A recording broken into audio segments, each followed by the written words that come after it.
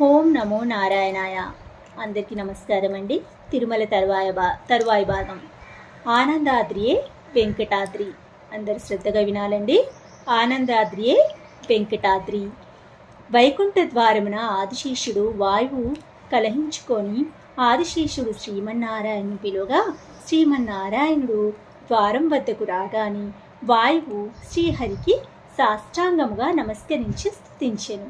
ఆదిశేషుడు నేను అత్యంత బలశాలిని, నాతో సమానులు ముల్లోకాలలో ఉండజాలరని పలుకగా భగవానుడు మాటలతో మాత్రమే పౌరుషం చూపుట కన్నా చేష్టలతో పౌరుషం చూపుటే సరియగు సమాధానమగును.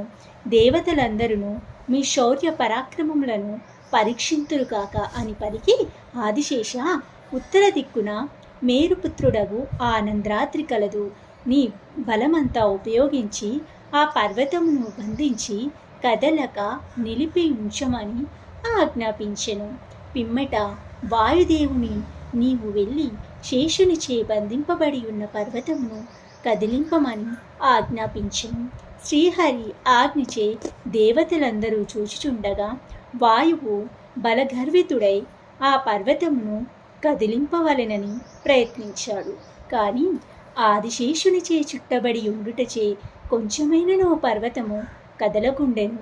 మరలా అధిక వేగముతో విజృంభించెను. ఆదిశేషుడు భగవంతుని సంకల్పం తెలుసుకొని పడగను వదులుగా చేసెను. వాయువు తాకినంతని ఆదిశేషునితో కూడా ఆ పర్వతము దక్షిణ దిశగా లక్షల యోజనముల దూరమునకు ఎగిరిపోయెను.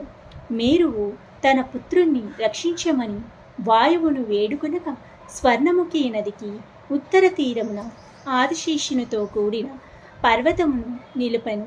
అంత దేవతలు వాయువుతో, అయం శేషాంశతో వాయో శైలాత్మజేశ్వర హరి సంచోదనేనైవత శ్యావస హేతవే వ్యాజేనైవత్యా నీత తేన స్వర్ణముఖి తటం. మీరు పర్వత పుత్రుడగు ఆనందాద్రి ఆదిశేషుని అంశమున పుట్టినది. శ్రీమన్నారాయణుని ప్రేరణము చేత నివాసయోగ్యముగా కల్పించబడినది. నీవు నిమిత్త మాత్రుడవే అని పలుకగా వాయువు గర్వము వీడి ఆదిశేషుని స్తుతించెను. శేషుని అంశమగుటచే ఈ పర్వతమునకు శేషాచలమను ప్రసిద్ధనామము పొందెను.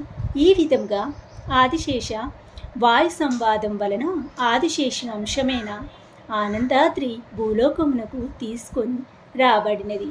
శేషుని ముఖమే వెంకటాద్రి. యోజనత్ర యవిస్తీర్ణ 30 యోజన మాయత. వదనం వెంకటగిరి నృసింహాదిత్య మధ్యమ.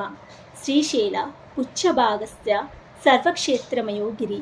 3 యోజములు వెడల్పు కలిగి 30 యోజముల పొడవు కలిగి వెంకటాచలము ముఖముగాను నృసింహ పర్వతము